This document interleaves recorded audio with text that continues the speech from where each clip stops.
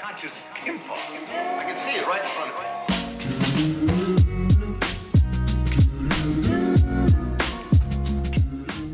me. What is up, guys? Stu here. So we're slowly but surely making our way through 2018. It's proving itself to be strange. Strange in many ways this year. But seeing as the year is still fresh, I thought what better time to sit down with you guys and go through some of the films I've seen coming up in the year that I think you guys should get excited about. Because one of the good things to come out of the fact that I saw arguably too many films in such a short space of time with the London Film Festival in October last year is that I've seen a lot of films that are yet to be released, so I can recommend some stuff for you guys. And this isn't going to be one of those lists where it's like, Black Panther, you should all be excited for that, and is another Marvel film you should get excited for.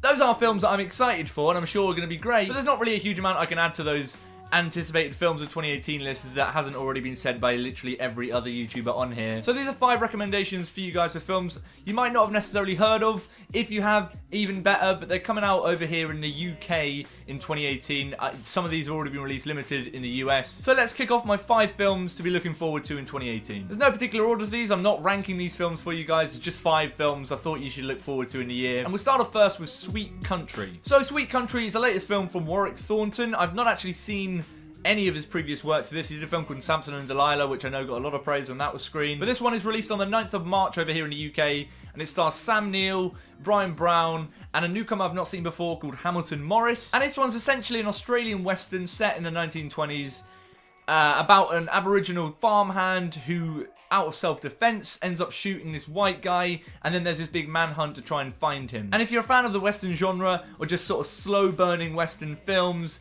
definitely this is one to keep on your radar. It's a beautiful, beautiful film. This incredible kind of slow burn manhunt around this Aboriginal guy. It's got really interesting things to say politically about the oppression of the Aboriginal people in these times. But in terms of direction, it's wonderfully executed by Warwick Thornton here. It is a slow one, as I've said, but it's worth it. And it was worth it alone probably for the cinematography. It's an absolutely gorgeous film with some stunning sequences.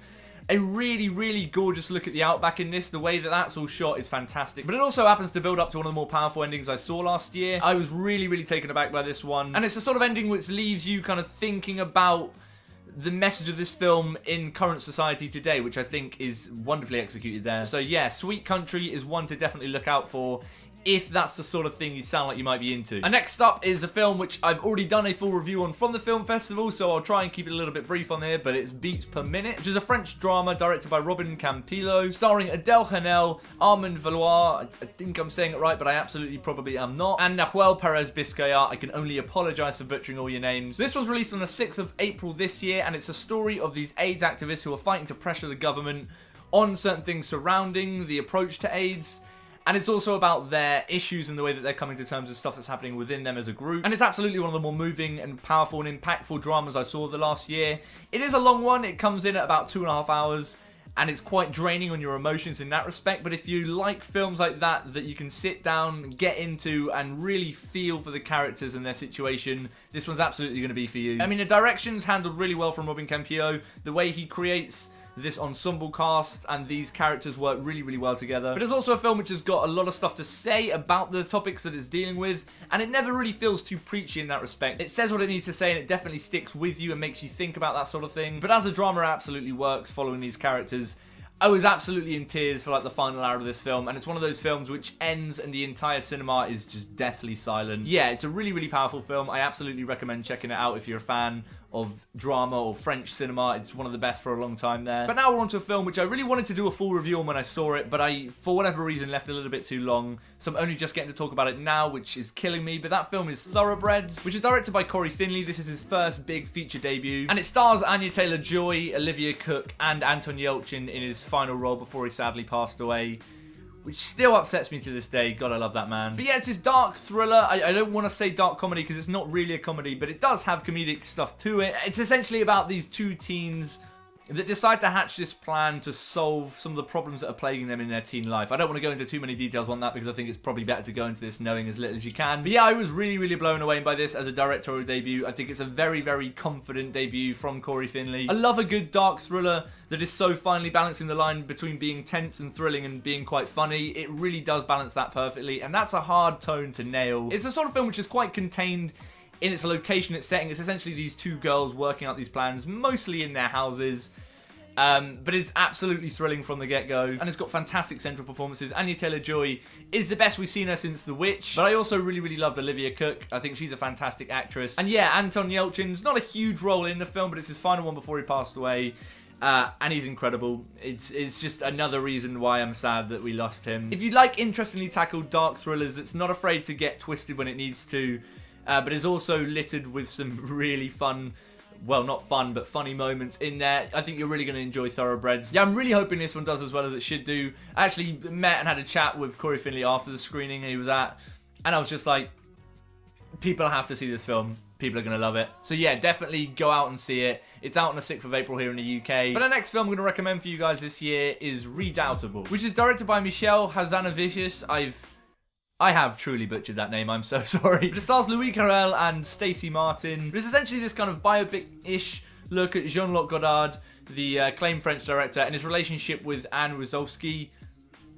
Again, this video is just filled with names I can't pronounce. And yeah, there's this really kind of playful, and I don't really like using this word, but quirky look at Jean-Luc Godard's life. Not his whole life, but this very kind of particular part of his life, in his career and his love life. And obviously, it being a biopic about such a established and well-known director as Godard, it does come across its troubles, and I don't think it's necessarily an amazing film. It's certainly not the best film on this list. But if you are someone that is an absolute die-hard Jean-Luc Godard fan and you know everything about him, you're probably going to be angered by this one. There's a lot of people that already don't really like this one. But as someone who has seen a lot of Jean-Luc Godard's films, admires him as a director, and appreciates that he's a dick, really, I thought this was a really playful way of tackling Godard's very well-known, sort of self-absorbed, egotistical personality in regards to his filmmaking and his life. And I don't think it necessarily paints him in a good or a bad light. It just sort of has fun with it, which I think is where a lot of people are drawing criticisms from. It's a sort of kind of quick direction which is filled with all sorts of gimmicks like fourth wall breaking, which I actually think really works in this film. And it ended up, for me, despite its flaws, being this really entertaining, kind of satirical look at such a well-known established director's life and relationship. If you're a fan of kind of different and fun, quirky, clever biopics, I think you should definitely check this one out. If you're a fan of Godard, it's worth seeing anyway, though I don't know how you're going to feel about it. Yeah, it's out over here on the 11th of May in the UK. It's a fun little biopic that I recommend checking out. But finally on the list is You Were Never Really Here. And I kind of feel like this is almost cheating because it was in my top 10 films of 2017 list, but it's also in my films to look forward to in 2018 list.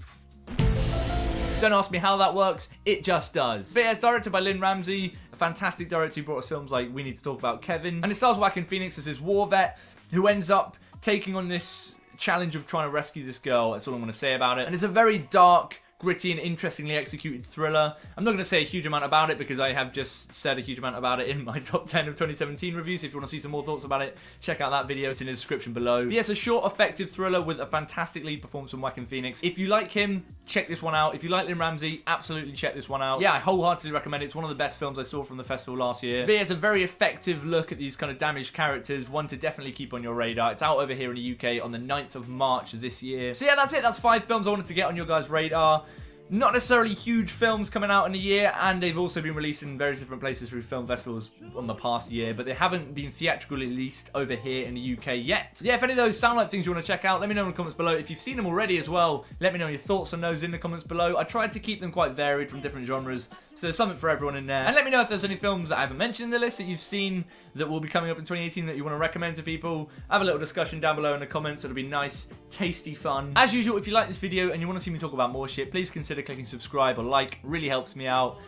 There's also a bunch of links to my social media stuff in the description below. Follow me over there if you're at all interested in what I've got to say on those things. But until next time, stay beautiful, motherfuckers. I don't wanna give it a second thought.